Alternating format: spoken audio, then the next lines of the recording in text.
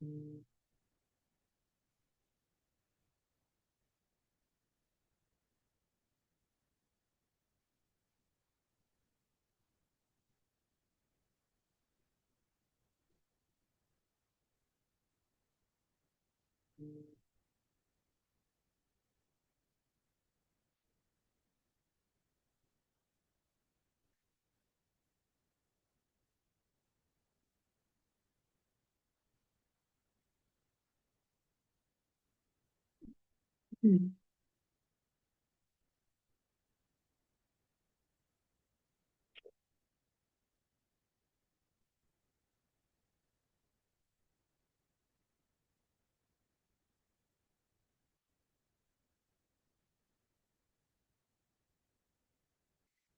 Hello. Okay, today we are going to go over the contract guide. I'm going to try and make this as quick and efficient as possible.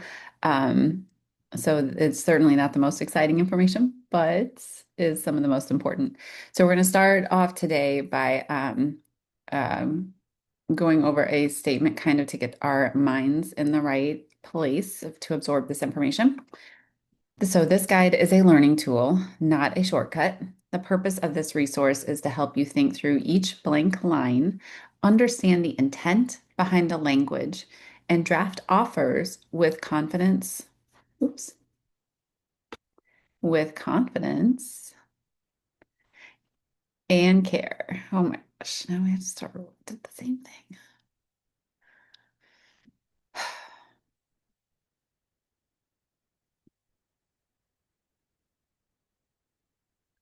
Okay, today. Hi there. All right, today we are going to go through the contract guide. I'm going to try and make this as painless as possible. It is certainly not the most exciting information, but we're going to go through it because it is very important information. We're going to start this off with a statement to kind of get our minds and hearts in the right place for absorbing this information. So, this guide is a learning tool, not a shortcut. The purpose of this resource is to help you think through each blank line, understand the intent behind the language, and draft offers with confidence and care. Strong buyer representation is never about filling in forms quickly. It is about advocating intentionally for each client's goals while protecting their interests. Real estate is a profession where learning never stops. Markets shift, contracts evolve. Every client brings a different story, timeline, and set of priorities. The most successful buyer's agents remain curious, ask questions, seek guidance, and approach every offer as a custom strategy, not a template. Use this guide as a foundation. Rely on your leadership for support. Draft your offers thoughtfully and review them carefully. When you do, you elevate your clients, your craft, and the profession as a whole. So, with that, we will get started. Let's see here. There are at the beginning of this guide a couple of disclaimers and disclosures. The basic and most important part of those is this is just a guide. It's intended for educational and training purposes. So you will always check with your broker and your state regulations and local regulations as to how these offers, you when you draft your actual offers. And this information can change at any time because they love to update the contracts and keep us on our toes. So we will go through this. The first step that I recommend is having some sort of checklist for your offers. So this is a sample one. This will help you, if you utilize a checklist like this when you're on the phone with your client, working through what are the details of the offer they want to present. This is a really good guide so that you don't forget to ask any important information. It will ensure that you look organized and prepared and that you know what you're talking about for them. Okay, then on to page one of the residential sale contract. Okay, the very first thing you will do is write in the date that sits to the right-hand side on the top of the page above paragraph one. You're going to use the date that you write the offer.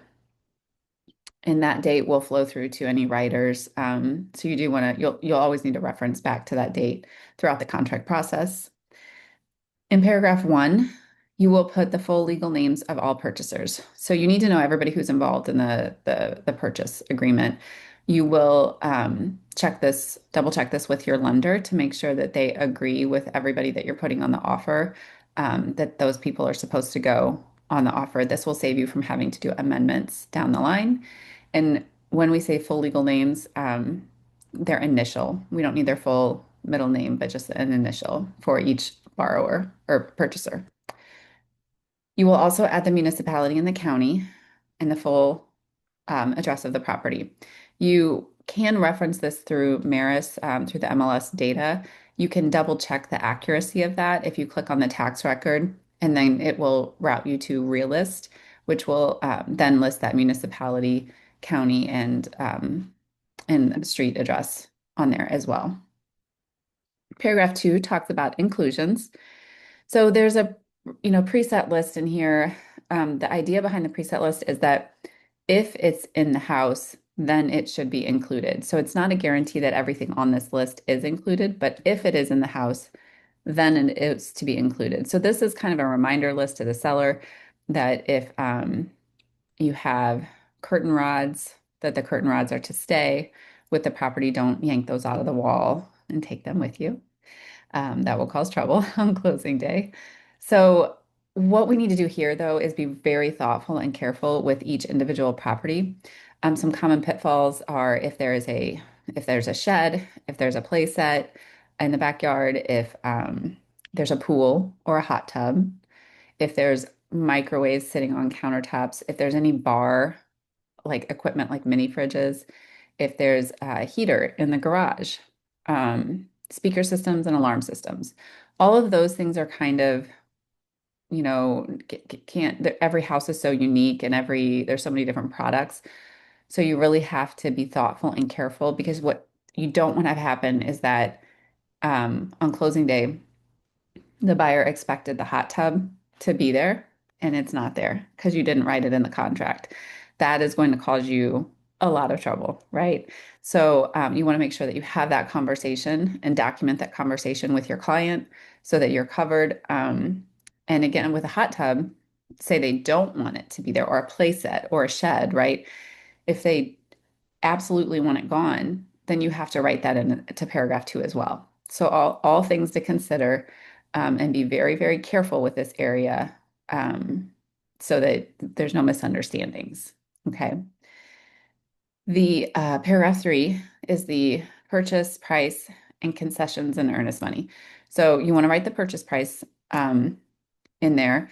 If the buyer is asking for a closing cost credit from the seller, you will write this in that area. That's a conversation you would have between the buyer and the lender to determine if those closing costs are needed or not. The earnest money is typically 1% of the purchase price.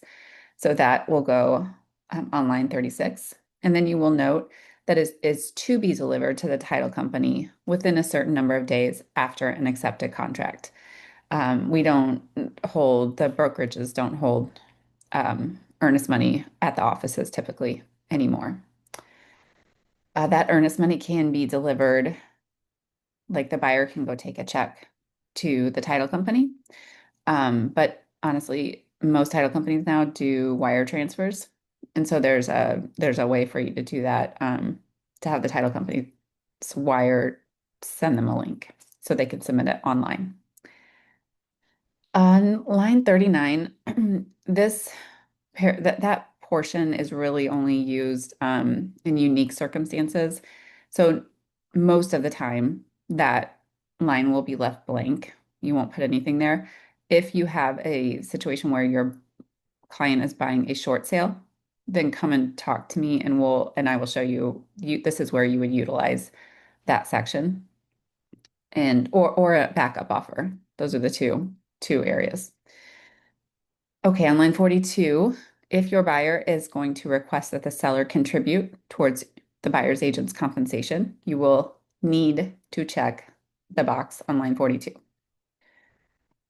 All right, we're going to move on to the next page.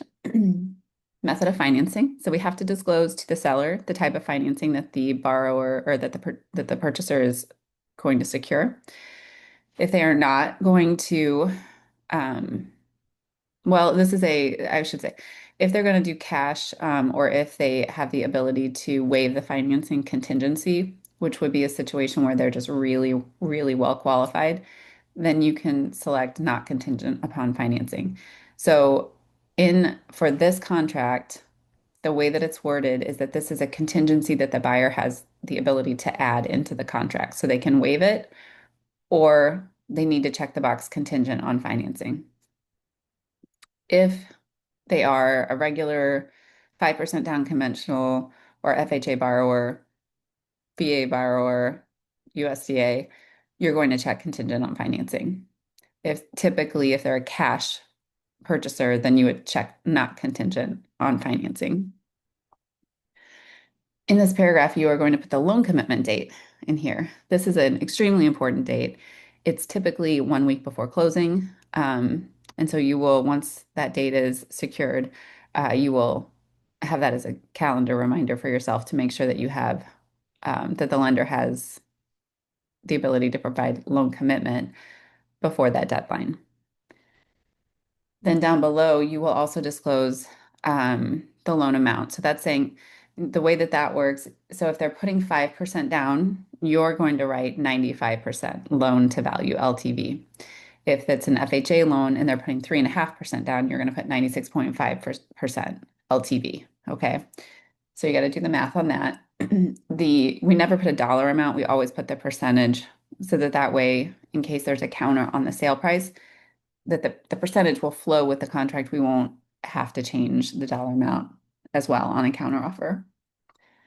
You will also put the interest rate that the borrower is approved for. This is important because if today they're approved for 6%, but tomorrow rates go up to 7 and they no longer can qualify, that's very important to know. So we have to put that in as a protection for the borrower.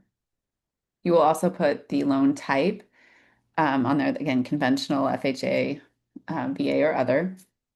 And then the rate. So is it a fixed rate or is it an adjustable rate? The paragraph 5 is closing and possession. So here we're going to list the closing date, the title company that we're closing at, which is the same as it was in paragraph 3. And we'll also make a note about when the buyers get possession. So the possession line is line 80. There's two options on the possession line. You have the ability to check a box. You check it and it says closing, so the buyer gets possession at closing, or they get possession at a certain time on a certain date. Most of the time, you're going to check the closing box. You're not going to put at a certain time on a certain date because what you want to have happen is that the buyers close, their money is at their title company. Then that title company is going to transfer that money, they'll wire that money to the seller's title company.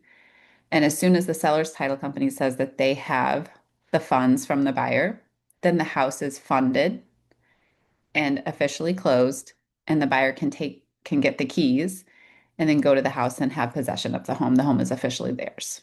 So we want that to happen as soon as closing. We don't really want to say a specific time. It can kind of make closing day a little bit messy and more complicated than it needs to be. All right, paragraph 6 is your writer's paragraph. So there are a lot of writers in here. We're not going to go over all of them today, but just every time you go to present an offer, we're going to talk through a couple things and make sure that we have all of our writers on there. Typically, you're going to have your appraisal FHA writer or VA writer attached. You'll have one of those three. If the buyer is asking the seller to contribute towards the buyer's agent compensation, then you will add that writer. And then if you have a villa or a condo, there's an extra writer that you will be adding on there as well. All right, so we're going to switch to the next page here. Okay, title and survey. We're going to note that the buyer is to order, provide, and purchase their title work. So we do help them navigate that process. Once it goes under contract, we send the complete contract package over to the title company to initiate that process. And then the title company will, reach out to them with questions. We have a deadline in here for the title company to review the title work and for the survey to be completed. So that's both of those things are in this paragraph. If you're closing a typical 30-day close, it defaults to 25. So you would put 25 days for title and survey to be completed. If you're closing in 21 days, then you need to adjust that date, right? So that's a conversation that we'll have. Some title companies can get title work back quickly. Other title companies, it takes them at least 2 weeks to get that information back. So you need to make sure before you guarantee that you can close in 2 weeks. Say the lender says he can close in 2 weeks, but you're going to need to check with the title company and make sure that they can complete their job on time to get those things, both of those things ordered. Um, so that's your responsibility to make sure that that is covered because the last thing you want to do is put 14 days in this paragraph and then the title or 10 days, right? And then the title company is like, no, there's no way I can get that information to you. And then your buyer, if something comes back on the title where the title is not clear or on the survey where there's encroachments or easements that you didn't expect, the buyer will have no recourse. And that will be a very bad situation. So just make sure we've got our dates in order. I would also make sure that when you can, that date falls during the week, um, so that it's not, because if it falls during the weekend, you're not going to be able to reach the title company, so that it really is a Monday through Friday issue. All right, we are going to skip discussing paragraph 9 right now because we're really talking about just the parts of the contract that we're filling in. So we're going to skip to paragraph 10, which is the inspection paragraph. There's two parts to the inspection paragraph. There's the inspection notice, period, and then there's the resolution, period. So for the inspection notice, that means that the buyer has the right to complete all of their inspections within a certain number of days. And before that deadline is up, they have to present the seller with the inspection notice. The notice is the document that says, I'm perfectly fine with the house. I'm happy to move forward. I don't want to ask for any repairs. I don't want to move forward with this purchase based on the inspection results. Or these are the items that I would like the seller to repair in order to move forward with the purchase. So those are the three options that are on the inspection notice form. So if you select the option 2 or option 3, so in paragraph 10, that's lines 193 to 207 um, outline options 1, 2, and 3. So when you present the notice, if you select option 2 or option 3, that triggers the inspection resolution period. So say you put in on line 180, say that you put 10 days for the inspection notice to be presented. But inspections went really quickly, and so you presented your notice on day 5. So you had 10 days and you presented on day 5. Those other 5 days just disappear. As soon as you present the inspection notice to the listing agent, it triggers your resolution period, which is down in option 3. So typically you would put it defaults to 10 days for that period as well. So as soon as you present the inspection notice, then the resolution period is triggered for that time period. Again, if you're closing quickly, you might need to shorten, or if you need to compete in a competitive offer situation, you might need to say 5 days, 7 days, right? So just kind of think that through as you're making your strategy plan for the offer that you're presenting. Down below, the buyer has the right to ask the seller to provide a third-party home warranty. It's typically a 1-year home warranty. In a very competitive market situation, it is not very common for the buyer to request a home warranty. If it moves more into a buyer's market and less of a seller's market, there might be more opportunity for that. You want to, present them with multiple options for home warranty choices. Remind them that it's not a guarantee that something will be fixed if something goes wrong. but they are kind of nice to have for, your first time home buyers to give them some peace of mind. They also can purchase one separately at closing if they want to. All right, next page. Oop, did I skip a page? Oh, there's that home warranty. Oh, sorry, I skipped. So this is the inspection paragraph here, options 1, 2, and 3, and then the home warranty there at the bottom. Okay, so for paragraph 10A is your insurance.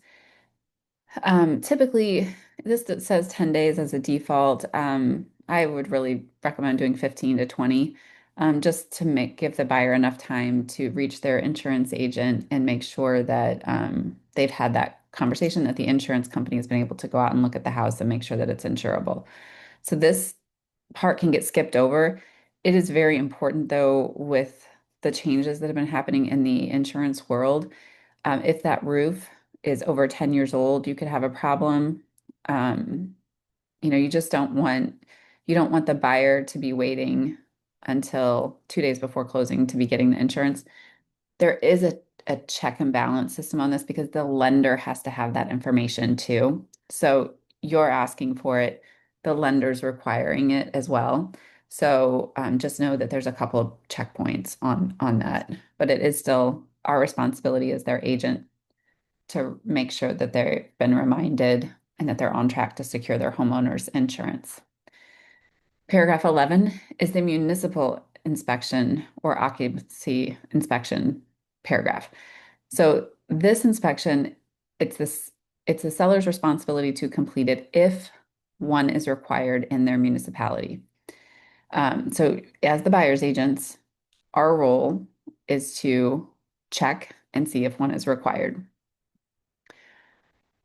The seller has 15 days to complete the inspection and let the buyer's agent know if there are any required repairs that they are not going to complete. So, meaning if there's things that the seller will not complete that the municipality is requiring, those will be things that the buyer would have to repair before the municipality will let them move into the house. Typically, the sellers complete the full list. That's kind of the understanding. Um, so what we do as buyer's agents is on day 16, we'll reach out to the listing agent, ask them for the past occupancy inspection, or see where they're at. Do they have a list of repairs that need to be completed that they haven't completed yet? Because we want to have that list to make sure at our final walkthrough that we have the final passed and approved inspection from the municipality. The bottom of this paragraph, you do have to note how many people intend to occupy the property on the close. It's on the closing date, not forever, but just on the day of closing, how many people will be living in the property. We'll skip over paragraph 11, 12 for now, just again, because we're working on the fill in the blank parts for this class. And we'll go to paragraph 21. So paragraph 21 is your special agreements paragraph. So this is where you're going to put you're not going to put broker compensation here. You will put the escalation clause here. If there's any special inclusions or exclusions, that doesn't go in this paragraph. That goes back in paragraph 2. If you're saying that the buyer is going to take the house as is, that goes in this paragraph. So really escalate, for the most part, escalation clauses, and if they're taking the house as is, or if they're offering something special for the inspection paragraph, that would go here in here. If there are other things or other special considerations that need to go into this paragraph, talk to the broker and talk that through and see what could be added in there, depending on whatever those circumstances are. All right, paragraph 23, we're going to check if the buyer has received a copy of the seller's disclosure. If they haven't received it, you can request that the seller provide one. And then there are circumstances where the seller won't provide one. That would typically be if the home is in a trust and the kids are selling the property, or if it's a property that's been flipped, the flippers usually won't provide one. So then you would note that no disclosure is going to be provided to the buyer. I did it again where I forgot to click the button. All right, here's that special agreement paragraph here. And here's where you note the seller's disclosure. Okay, so we're not going to go through this page in detail again because there's no fill in the blanks on this one. Not saying these paragraphs aren't important. You still need to know what's in them. You are responsible for the information that's in them. Um, but we're just not going over that today. And then this page here is your disclosure page from a agent standpoint. So you are going to note the listing agent's designation, and you will find that in Maris in the MLS detail. It will say if they're a seller's agent or a designated agent. It should also note in the agent remarks, it'll note if they are related to if they're related to the seller. Oops, there we go. I gotta click back through here.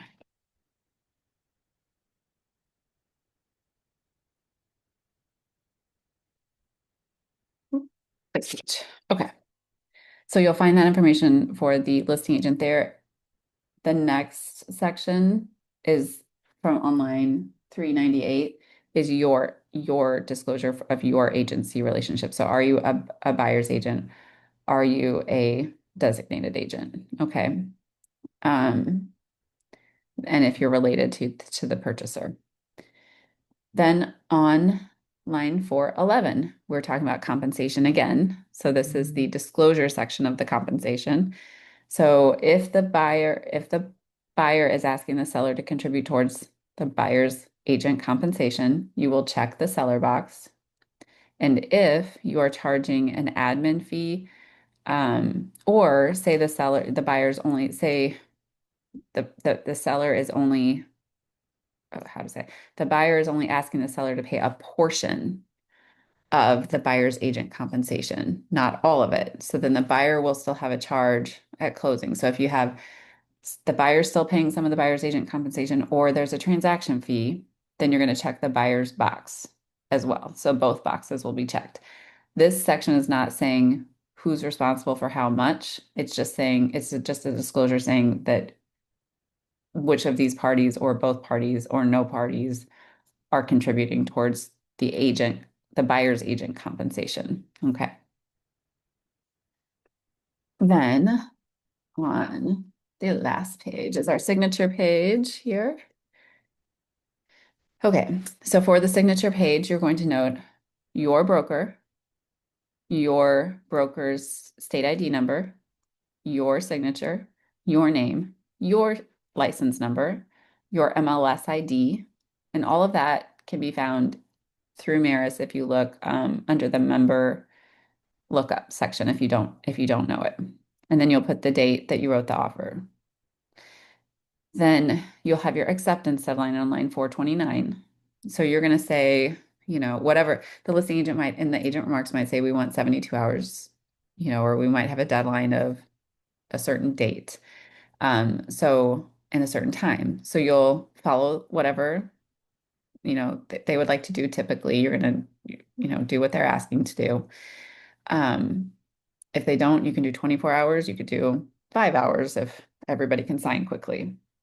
That's just up to you on the specific set of circumstances for the specific property. It is important to note that so you're going to put this acceptance deadline here. If there's a counter offer, then that acceptance deadline changes, right? It moves to the counter offer. But if, say you put an acceptance deadline of January 15th, but the sellers went ahead and signed it on January 14th, then the acceptance deadline is the 14th, not the 15th. So the acceptance deadline is for the purposes of the contract because the acceptance deadline sets the timelines for all of the contingencies for the whole contract. So you have to know this information. So whatever date the last person signed that completed the offer. So if if we were waiting on a seller signature, the last seller to sign, that then now everybody's under contract, that date that they signed, that sets your acceptance deadline. And that's the date you'll use for your acceptance deadline, not what you wrote in line 429. Okay. All right, I am going to skip in this guide. We've got the special sale contract. We'll do that as a separate class because it's a whole other contract. I'm going to skip to the riders. So riders, here we have our appraisal rider, which we use for conventional or cash. We have our FHA loan rider, and then we have our VA loan rider. So if it just depends on which loan product you're using, the appraisal rider has some very specific directions in here. If I can make that zoom in. So it will depend on if the offer is cash or if you check not contingent on financing, or if you check contingent on financing, you have different rules to follow. So if it is contingent on financing, you're going to follow the rules in number one. If it is not contingent on financing, you're going to follow the rules in number two. And so if you go past your loan commitment date, this is waived. So say your loan commitment is coming up, but you don't have your appraisal back yet. If you go past the loan commitment date, it doesn't matter anymore. This basically is like irrelevant, right? So your appraisal needs to be completed I would say it needs to, like the person needs to go in the house and complete the appraisal like 10 days before closing, because that usually takes 5 to 7 days to get back. And so that way you'll have a week. Well, I say 4 days before loan commitment, not closing. So 10 days before loan commitment. So that way they have a week to get the results of the appraisal back to you and nobody's stressed out on loan commitment day. So you've got to make sure you're in contact with the lender to make sure that they are ordering the appraisal at the correct time and that so you don't have any issues with that. Okay. There are specific rules in here too about, so if the appraisal value comes in low, you'll follow either paragraph 1 or paragraph 2 for the specific instructions. So you only have, it says so once you receive the appraisal and you can see that the value came in low, you have to give it to the listing agent within 2 days. You have to give a copy of that to them. And then you will follow, there's the protocol, and like the seller has time to consider, because you might contest the appraisal. There's a couple steps that happen there. So, but if you don't get that copy of the appraisal to the listing agent, then you've waived the protections of the rider. The same for FHA. Same idea for FHA. That the appraisal needs to be completed before loan commitment. And then for VA, it's a little bit different. It actually doesn't have to be completed before loan commitment, which is part of, I don't really love that about the VA loan rider. It goes all the way through the close date, but good lenders and good agents will make sure that you are getting that done before loan commitment so that there's no problems or drama for the buyers or sellers in that situation. All right, your broker compensation rider. So here you are going to put the full property address. Now this is an old version of this. Now you have to put broker compensation rider number 1 in here. In case there's multiple, like in case you kind of negotiate on that. So you'll put in the full property address, and then you're going to put a dollar amount or a percentage. So whatever amount the buyer is asking the seller to contribute towards the buyer's agent's compensation, that is the amount that you're going to put in here. And then you will sign it at the bottom here. This then goes to the seller, and they sign off on that, or they can counter it as well.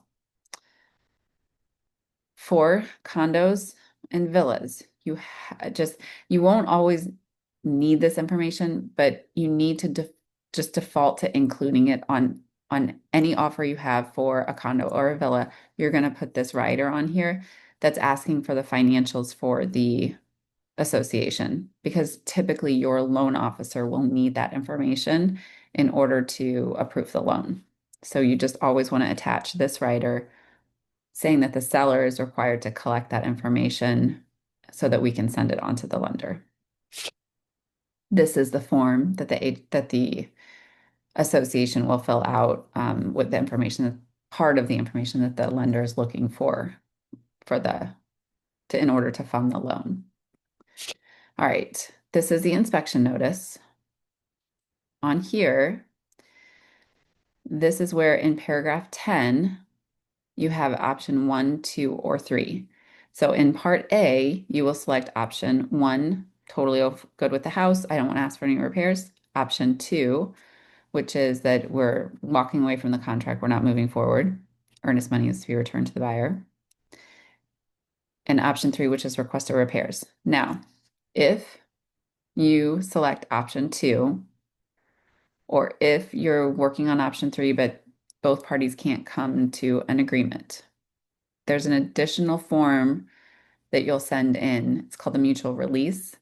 And the seller has to sign that in order for the earnest money to be returned to the buyer. So if the seller doesn't sign it, then they might not get their earnest money back as quickly.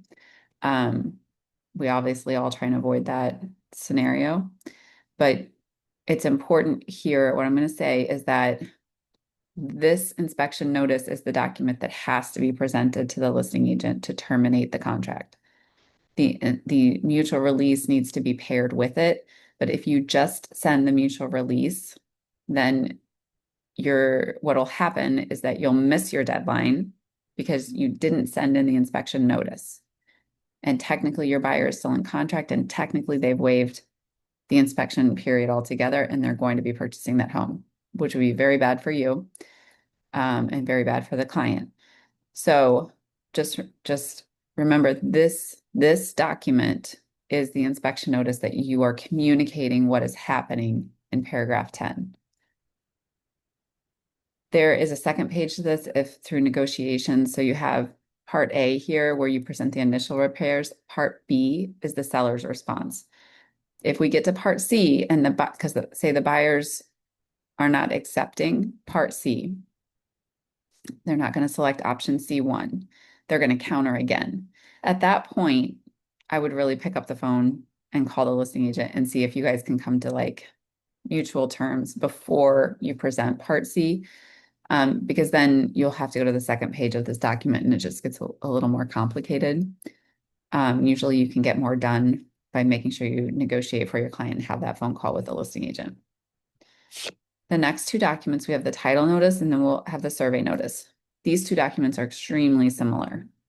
The idea behind them is you get the title work back and there's a problem on the title. There's a cloud on the title that we need cleared up.